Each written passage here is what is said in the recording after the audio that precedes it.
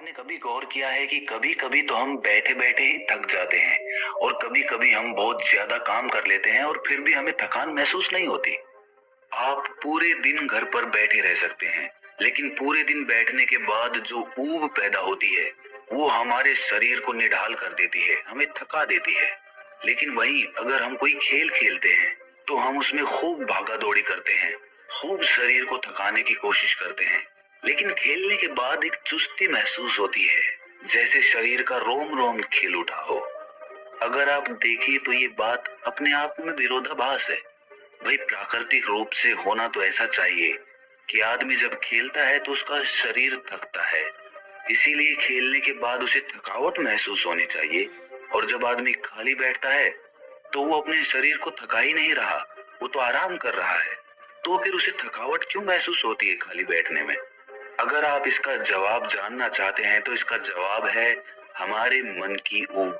जहां तक शरीर की बात है, शरीर को थकाने से मन नहीं थकता, और अगर आपका मन थक जाता है तो आपका शरीर साथ नहीं देता। ऐसा ही होता है खाली बैठने में। और मन की इस ऊब को हम तनाव कहते हैं। आज की जो कहानी मैं आपको सुनाने वाला हूँ उसमें आपको तनाव के बारे में संपूर्ण जानकारी मिल जाएगी। और अगर आप तनाव को समझ लेते हैं तो आपके जीवन से दुखों का मिटना निश्चित है, क्योंकि दुख तनाव के कारण ही पैदा होते हैं। तो चलिए इस कहानी से हम तनाव को समझते हैं। इससे पहले कि आप इस कहानी में खो जाएं, इस चैनल को सब्सक्राइब जरूर कर लें। तो चलिए कहानी शुरू करते हैं। ये उस समय की बात है जब बुद्ध आम्रवन में अपना समय व्यतीत कर रहे थे। उस समय तक बुद्ध की ख्याति दूर दूर तक फैल चुकी थी। काफी दूर दूर से लोग अपनी चिंताओं और दुखों के बारे में बुद्ध से समाधान खोजने के लिए आते थे। ऐसे ही एक दिन जब बुद्ध आम्रवन में अपने शिष्यों को उपदेश दे रहे थे तो एक अधेड़ उम्र का आदमी अपने 22-23 साल के लड़के को साथ लेकर बुद्ध की तरफ चला आ रहा था। बुद्ध ने एक नजर उन पर डाली और उपदेश में बैठने के लिए कहा। जब उपदेश खत्म हुआ तो बुद्ध ने उस आदमी को अपने पास बुलाया और अपने पास बैठने का इशारा किया। जंगल में हरियाली छाई हुई थी और सुहाना मौसम था। जंगल से भांत भांत के पक्षियों की आवाज वहां पर गूंज रही थी। इसके बाद बुद्ध ने उस आदमी से आने का कारण पूछा। इस पर वो आदमी कहता है कि हे तथागत, मैं 2 दिन की यात्रा करके अपने बेटे को आपसे मिलवाने के लिए लाया हूँ। ये मेरा इकलौता पुत्र है। ये हमेशा थका थका रहता है। ऐसा लगता है कि इसके शरीर में कोई जान ही नहीं है, कोई प्राण ही नहीं है। अगर हम इससे कुछ कहते हैं तो ये हमारी छोटी छोटी बातों पर गुस्सा करता है। इसकी देखने की क्षमता भी उम्र से पहले ही कमजोर हो गई है और इसके बाल भी पकने लगे हैं। मुझे तो कुछ समझ नहीं आता कि ये सब हो क्या रहा है। भला इतनी कम उम्र में ये इतनी बड़ी उम्र का लगता है। हे बुद्ध, मैं अपने बेटे को लेकर बहुत चिंतित हूँ। जब मैं अपने बेटे को चिकित्सकों के पास लेकर गया तो उन्होंने कुछ औषधियां देकर कहा कि अपने बेटे को तनाव कम लेने दिया करो। वो अपने दिमाग में तनाव लेता है और इसी वजह से उसकी ऐसी हालत हो रखी है। लेकिन उनके लाख बताने पर भी मुझे तनाव का मतलब समझ में नहीं आया। मुझे पता ही नहीं कि तनाव होता क्या है और उसे कैसे उसके दिमाग से निकाला जाए। उसके लिए पहले तो मुझे ये समझना होगा कि तनाव होता क्या है। और इसीलिए बुद्ध, मैं आपके पास आया हूँ। कृपया करके मेरी इस समस्या का समाधान कर दीजिए। ये सुनकर बुद्ध उस लड़के को बड़ी गौर से देखते हैं। उसकी आंखों में देखते हैं, उसके चेहरे को देखते हैं और फिर उसके हाथ की नब्ज भी देखते हैं। ये सब विधियां करने के बाद बुद्ध उस आदमी से कहते हैं कि तनाव लेना तो कोई नहीं चाहता, लेकिन फिर भी तनाव लोगों को दीमक की तरह पकड़ लेता है और इंसान को ये पता ही नहीं चलता कि वो तनाव में जी रहा है। लेकिन अगर वही इंसान तनाव को समझ लेता है, तनाव के बारे में कोई ऐसा पैमाना बना लेता है कि उसे पता चल सके कि वो कितना तनाव में है, तो वो उस समस्या का समाधान भी खोज सकता है। मुख्य रूप से तनाव के 8 कारण होते हैं। इसके बाद बुद्ध कहते हैं कि सबसे पहले तो हमें ये समझना होगा कि तनाव होता क्या है। जब कोई इंसान कोई काम कर रहा होता है और उसका मन कहीं दूर भटक रहा होता है, कल्पना में होता है, तो उससे शरीर और मन के बीच दूरी पैदा हो जाती है। और जितनी दूरी शरीर और मन के बीच में होगी, हम उतने ही निद्रा की अवस्था में होंगे। और इसी दूरी को, इसी खिंचाव को तनाव कहा जाता है। कोई खेल खेलने के बाद आदमी चुस्ती महसूस क्यों करता है? हालांकि उसने अपने शरीर को तो थकाया है, लेकिन समझने की बात ये होती है कि खेलते वक्त मन और शरीर पूरा उस खेल पर केंद्रित होता है, जिससे शरीर और मन में दूरी पैदा नहीं होती और कोई तनाव पैदा नहीं होता, बल्कि हमारा तनाव दूर हो जाता है। और वहीं जब हम कोई अरुचिपूर्ण कार्य करते हैं जिसमें हमारा मन नहीं लगता, तो हम शारीरिक रूप से वो काम तो करते हैं, लेकिन हमारा मन कहीं दूर कल्पना में भटक रहा होता है। इससे शरीर और मन में एक दूरी पैदा हो गई और तनाव ने जन्म ले लिया। इसीलिए इंसान को एक बार में एक ही काम करना चाहिए और उसी पर अपना तन और मन केंद्रित रखना चाहिए, जिससे आपके भीतर कोई तनाव पैदा ही ना हो। तनाव के कुछ मुख्य कारण भी होते हैं। इसके बाद बुद्ध कहते हैं कि अगर हम इन कारणों को जान लेते हैं तो हमारे अंदर तनाव कभी भी पैदा नहीं होगा। मुख्य रूप से जो कारण है उसमें सबसे पहला कारण होता है महत्वाकांक्षा। महत्वाकांक्षी होना अच्छी बात होती है, लेकिन कभी आपने गौर किया है कि इंसान के लक्ष्य कभी पूरे ही नहीं होते हैं, क्योंकि इंसान का कोई एक लक्ष्य होता ही नहीं है। जब इंसान एक लक्ष्य को प्राप्त कर लेता है तो दूसरा लक्ष्य स्थापित हो जाता है, और इसी तरह वो अपने लक्ष्य को पाने के लिए गोल गोल घूमता रहता है।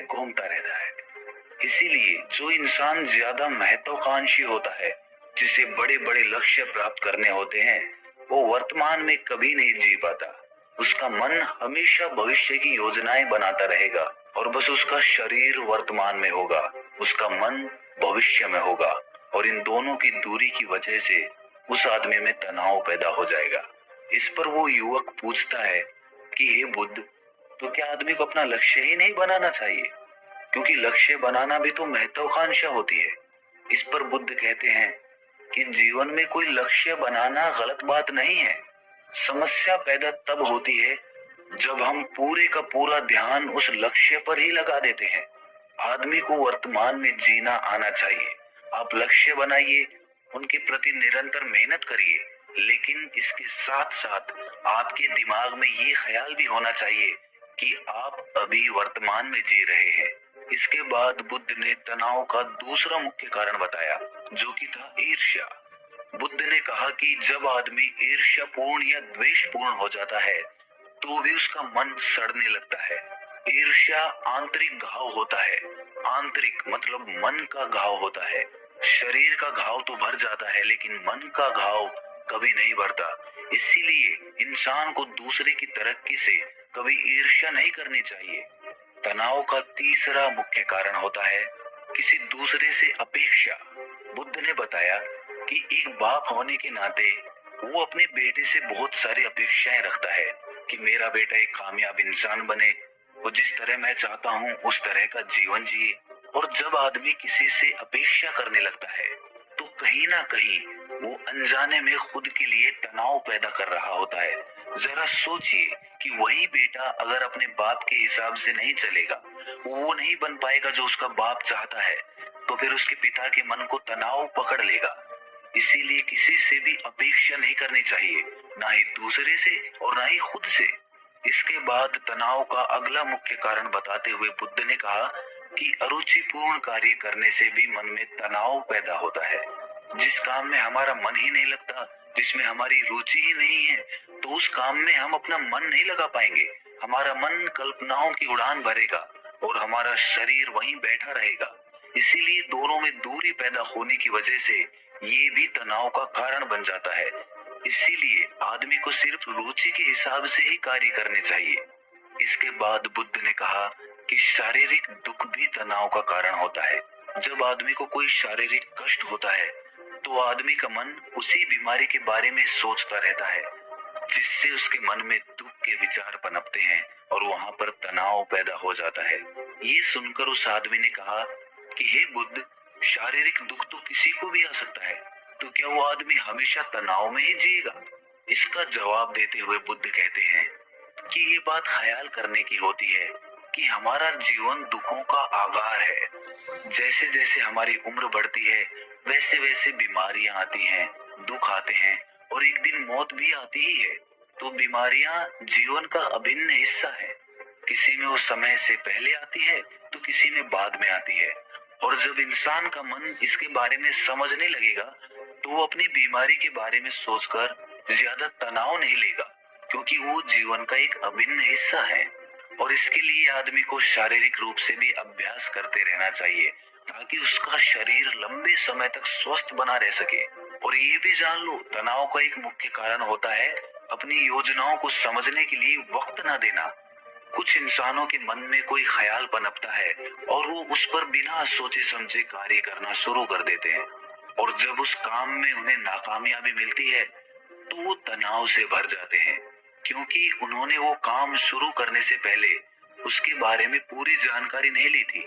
आदमी को कोई भी योजना बनाते वक्त उसके बुरे परिणाम के बारे में सबसे पहले सोचना चाहिए। हमें ये सोचना चाहिए कि अगर ये योजना कामयाब नहीं हुई तो फिर मैं क्या करूंगा।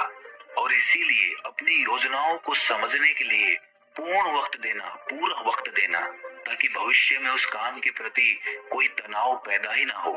और सबसे आखिरी कारण जो तनाव का होता है वो होता है ज्यादा सोचना। निरंतर सोचते रहना भी एक बीमारी होती है, और इसको दूर करने के लिए आदमी को नित्य प्राणायाम और ध्यान करना चाहिए। ये सुनकर उस आदमी ने हाथ जोड़ते हुए बुद्ध से पूछा कि हे बुद्ध, मेरा बेटा तो अभी मात्र 23 साल का है और उसमें इतनी समझ भी नहीं है कि वो इतनी सारी बातों का एक साथ अनुसरण कर सके। कृपया करके तनाव मुक्त रहने का कोई आसान सा मंत्र बता दें, जिससे आदमी उस मंत्र का अनुसरण भी कर सके और तनाव मुक्त भी रह सके। ये सुनने के बाद बुद्ध ने कुछ सोचते हुए जवाब दिया कि इसके लिए एक छोटी सी विधि है। अगर तुम इतनी बातों का पालन नहीं कर सकते तो तुम एक बार में एक काम को करने पर ही ध्यान लगाओ। जो भी तुम काम कर रहे हो, बस एक काम एक बार में करो और उस काम को पूरा ध्यान लगाकर करो। अगर तुम्हारा ध्यान इधर उधर भटकता है तो जब याद आए तो वापस उसे उसी काम पर लगा दो। ये सबसे आसान और सबसे अच्छा तरीका है तनाव मुक्त रहने का। अगर तुम खाना खा रहे हो तो खाना खाने पे ही अपना ध्यान केंद्रित कर दो। अगर तुम चल रहे हो तो चलने पे ही अपना ध्यान केंद्रित कर दो। इससे तुम्हारा मन और तुम्हारा शरीर दोनों एक जगह पर रहेंगे और दोनों के बीच दूरी नहीं पैदा होगी, जो कि तनाव का मुख्य कारण होती है। दोस्तों, आज की युवा पीढ़ी एक बार में 2-2, 3-3, 4-4 काम एक साथ करती है। जैसे कि कोई आदमी खाना खाते वक्त टेलीविजन भी देखता रहता है, फोन पे बात भी करता रहता है और फिर बाद में कहता है कि मैं तो तनाव में रहता हूँ। जब 3-3 काम एक साथ करेगा आदमी तो तनाव पैदा होना तो लाजमी ही है, क्योंकि मन तो पूरा ध्यान लगाकर एक बार में एक ही काम कर सकता है। पूर्ण रूप से ध्यान दो चीजों पर कभी नहीं लग सकता। इसीलिए जहां तक संभव हो सके कोशिश कीजिए कि आप अपना ध्यान एक ही काम पर लगा पाएं। तो दोस्तों, कैसी लगी आपको ये कहानी? कमेंट सेक्शन में जरूर बताना, और अच्छी लगी तो इस चैनल को सब्सक्राइब करना मत भूलना। तो मिलते हैं अगली कहानी में, तब तक के लिए अपना ख्याल रखें।